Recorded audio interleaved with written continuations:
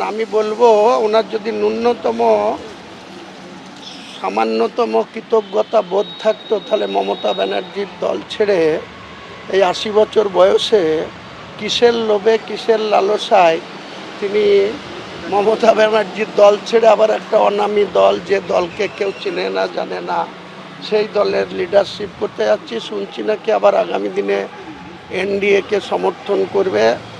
এক পা গঙ্গায় আর এক পায়ে ডাঙ্গায় সে আবার কেন্দ্রের মন্ত্রী হবে। বিজেপির পরে এনডিএর বৃহত্তম শরিক হতে চলেছে এনসিপিআই।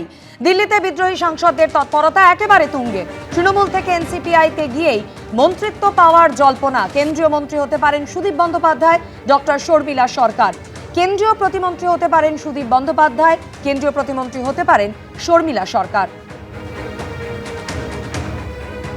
আর এই প্রসঙ্গে সুদীপ বন্দ্যোপাধ্যায় কি জানিয়েছেন দেখুন। আপনারা যে 20 জন সাংসদ গতকাল চিঠি দিয়ে জানালেন কি আপনারা এনডিএর সঙ্গে থাকবেন। এখন প্রশ্ন হচ্ছে কি এনডিএর সবথেকে বড় শরিক আপনারা হয়ে যাবেন, জেডিইউ এবং টিডিপি তার নিচে চলে যাবে, অর্থাৎ বিজেপির পর সবথেকে বড় পার্টি এনডিএতে এই আপনাদের ব্লক বা আপনাদের যে ন্যাশনালিস্ট সিটিজেন্স পার্টি যদি হয়, সেক্ষেত্রে এরা মনে করা হচ্ছে কি আপনারা হয়তো সরকারেও যোগ দেবেন, মন্ত্রীও হবেন। এই চিন্তা ভাবনাও কি রয়েছে? এ বিষয়ে বিন্দুমাত্র আলোচনা হয়নি।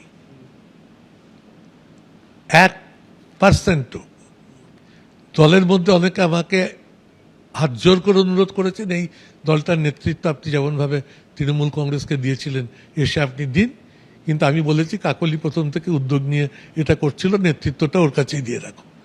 এই অবস্থায় গোটা ব্যাপারটা দাঁড়িয়ে আছে। এগুলো আমাদের মধ্যে অতি সহজে মিটে যাবে। আর এই প্রসঙ্গে তৃণমূলের বিদ্রোহী ব্লকের আরো 2 সদস্য আবু তাহের এবং খলিলুর রহমান, তাদের কি প্রতিক্রিয়া রাখবো আপনাদের সামনে।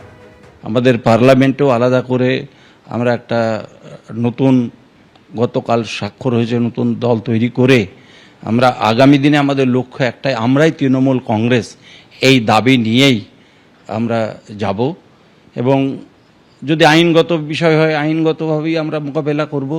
কারণ এই মুহূর্তে বাংলায় সমস্ত যারা দলের সভাপতি আছেন জেলায়, তারাও আজকে আমাদের সঙ্গে আছেন, রাজ্যসভাতেও তাই।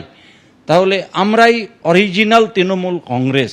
আমরা এইভাবে আগামী দিনে আমাদের দলকে গোটা বাংলায় ঘুরে দাঁড়াবার জন্য একটা চেষ্টা আমাদের অব্যাহত থাকবে। কয়েকজন মিলে আমরা, বিশেষ করে 20 জন মিলে যে একটা প্ল্যাটফর্ম তৈরি হয়েছে এবং যে মার্জারের বিষয়টা আসছে আর কি, সেটা আমরা সবটাই কিন্তু এলাকার ডেভেলপমেন্টের পক্ষকে সামনে রেখে আর কি, আমাদের রাজ্যের উন্নয়নের স্বার্থে হোক, দেশের সুরক্ষার স্বার্থে হোক, আমাদেরকে সে সমর্থন আমাদের থাকবেই। কিন্তু কোনো জায়গায় দেখি যে কোনো ভাবে একটা বিভেদ বা বিভাজনের কোনো বিল আসছে বা কোনো কথা আসছে, আর সেই জায়গাতে আমাদের প্রতিবাদ বিগত দিনেও ছিল, আগামী দিনেও থাকবে। এবিপি আনন্দ, এগিয়ে থাকে, এগিয়ে রাখে।